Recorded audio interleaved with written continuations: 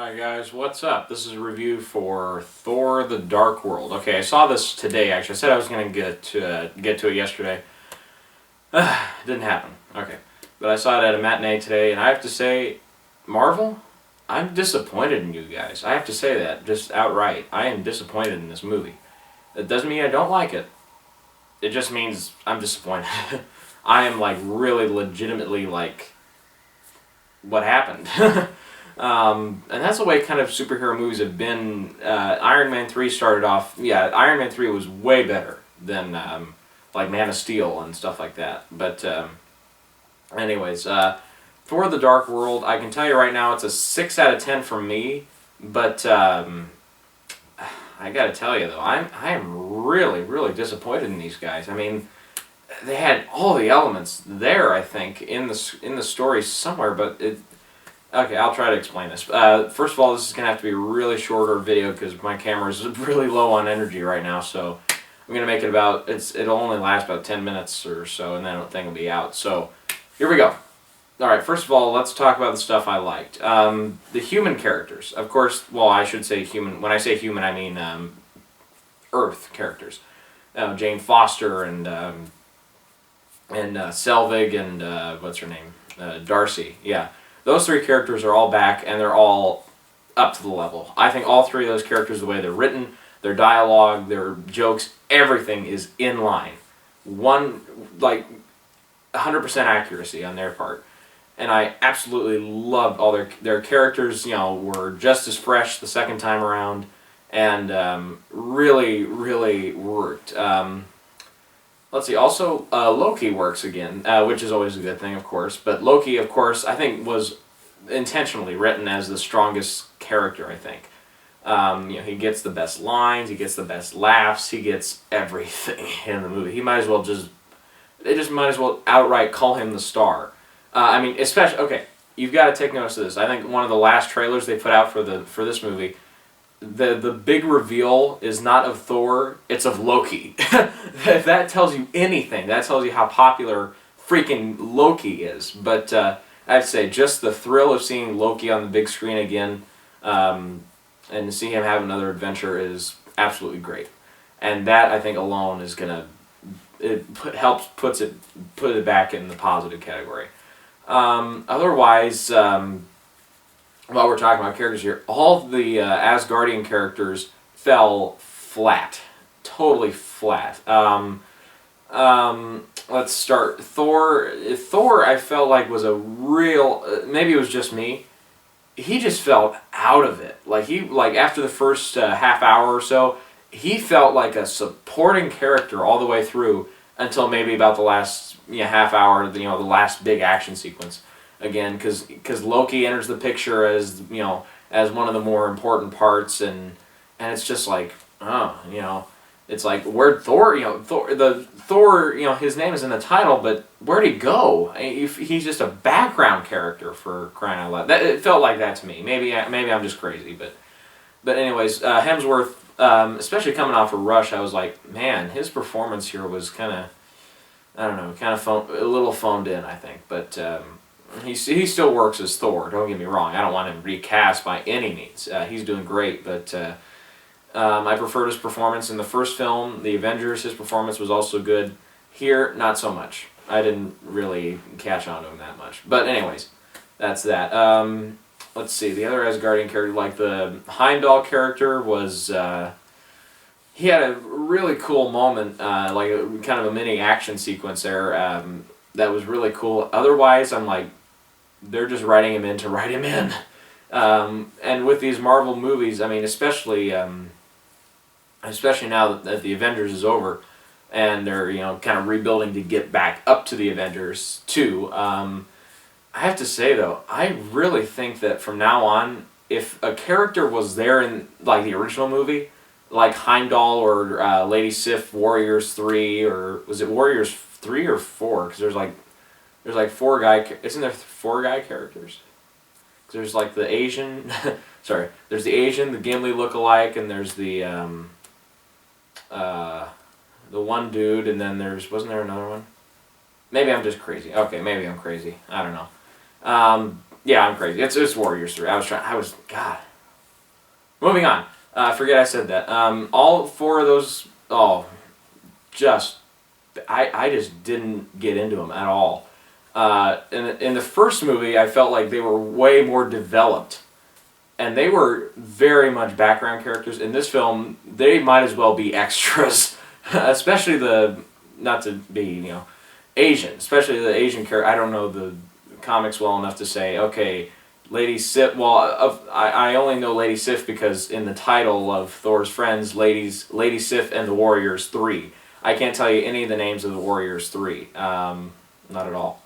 But anyways, the Asian dude, he was there for like 3 shots and he was done. And then the Gimli lookalike had like 3 scenes and he was done. The same with the kind of blondish guy. And then Lady Sif, of course, since it's a female character, yeah. I just felt like there was more of her character there. It's just on the cutting room floor. And I think that's the problem with the movie, is this movie, and I think this is probably one of the top complaints, this movie just does not flow. Like, its pace is not consistent at all. Like, the first 20 minutes or so goes by quick, and then there's, there's a scene where Asgard gets attacked, and you're like, okay, that's what's going on there. And that lasts about 10, 15, 20 minutes, whatever. And then there's going to the Dark World, which lasts like 20 minutes, and then there's like the end battle scene, which is 30 minutes, and then the movie's over. I mean, it's kind of like that. It's just kind of, you're so moving along that you don't really have time to settle into what's really going on, and you detach from it, really, you do. Which brings me to my next point, as far as detachment and like pacing goes. What the heck happened to the villain in this movie? The Malekith character? That dude... oh wow, I don't know what happened. Pretty much, was there even a villain in the movie? All he did was like sit there. I'm trying to think. It's like the Emperor, but without really the Emperor getting up and electrocuting like Luke at the end. Of course, I'm talking about Star Wars. It reminded me of that. Like the Emperor was still a good villain because he managed to get some stuff done. By verbally threatening them and like saying, I can feel your anger, all that stuff. Here, the Malekith character, I just swear, this was the most phoned-in, phony-written villain in so far that Marvel's had. Like the Jeff Bridges character in Iron Man, I wasn't really a particular fan of. Like the way his dialogue was written, I thought was fine, but just his actions and stuff, and by the end, it was just pretty silly. This guy takes the cake any day. Otherwise, you look at the other Marvel villains. Villains aren't really their strong suit, with the exception probably being Loki. Anyways, in this case, yeah, Malekith just falls completely flat. Probably one of the most forgettable villains I've seen in a long, long time. I think that just sums up the movie for me. This is a sequel that is here to cash in on the name, and it's not really advancing the story by any means. With the exception probably being, the end credits sequence, which I'll kind of talk about it a little bit, because I think everybody's aware by now of what goes on. But anyways, what else do I want to talk about? I talked about the pace, the characters, and all that.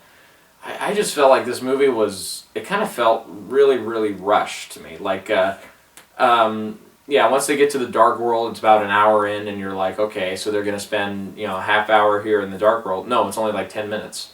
And then it's this whole thing about the realms converging and stuff. And I'm just like, what's going on with this movie? I kind of... Because in the end of Iron Man 3, by the end, he's got like 40 suits flying around. I kind of got confused. Not really confused per se. Like, I wasn't like totally baffled, but I was just kind of like, wow, there's so much to follow that it's kind of hard. Here, they're going from realm to realm to realm to realm in a matter of like seconds. I was just like, I was detached from the ending. I was just completely like, oh, I don't know. I can't really, I know the obvious differences, but I was still kind of like, wow, this is really jumpy, but it's not a cool jumpy. Because I kind of thought that the ending of Iron Man 3 was hard to follow. Ooh, this one, takes the cake. Oh boy, I don't know. I don't know. Um, let's see. I'm trying to think. The action sequences were actually pretty well handled. There were a couple like fight sequences and stuff that I thought were kind of bland, but then again, almost every superhero movie has a couple of bland, fist fight moments. But that happens. It's a cliche. Um, let me think. What else? There were a couple of things I was going to mention because I saw this afternoon. I haven't gotten back till late now, so I've had a little while to think about it. I thought yeah, all the human characters or Earth characters. Why do I keep saying human? They're all humans technically. All the Earth characters really were well handled and really grow on you. Even though you liked them from the last movie, you like them even more now. But I thought the whole last fight sequence and the whole end battle and stuff was kind of, it was kind of meh at times. Yeah. I don't know. I remember what I was going to mention. So basically the plot of the movie is about this force called the Aether, or I don't know how it was pronounced. It's spelled like Aether or something like that. And it's about a villain coming back, and he wants it, and and they're hiding it, and then a superhero comes in and wants it, and he fights for it. Somebody sacrifices their life to make sure the bad guy doesn't get it, but the bad guy gets it anyways. And then the bad guy, tries to, be all evil, and the villain stops him. What does that remind you of? Now, don't think too hard about this. What movie came out last year that had that storyline? Big energy force, or big force, whatever. So, they have to go find it, whatever. They have to find it, and then, the bad guy wants it, so the bad guy's after it. And then a guy sacrifices his life, and the bad guy gets it. And then the bad guy's planted, the comeuppance. He gets his comeuppance, and the movie ends. Anybody seen The Avengers? Yeah, I was just like, they basically use the same plot of The Avengers over again, except this time there's not like 4 superheroes, there's 1. Technically 2, but let's not discuss huge spoiler. I guess there was a nice surprise cameo in there outside of Stan Lee. I always love how they put Stan Lee in these movies, and his cameos keep getting better and better. Maybe this one was down a little notch from from Iron Man 3 and The Amazing Spider-Man. Those two, I swear, have got to be my favorites. But I thought the one in The Avengers was really weak. The one here was actually kind of weak. The one in Captain America was decent. I'm just flashing back now. His one in Spider-Man 3 I thought was actually one of the better moments of that whole movie, but let's not digress too much here. We're still on Marvel, so that's okay. Just overall, I felt like this movie was it's there to get money, and it's just a part of Phase 2 that I think in the end is just not going to matter. Of course, it's great to see Thor and Jane Foster and all that continue. And it's great, of course, like I said, to see Loki again. Of course, yeah, Loki, he's freaking taken over the planet. And he's the reason, pretty much, that Marvel's getting, huge numbers anymore. But, I don't know. Otherwise, there's not too much to say about the movie, except I was laughing.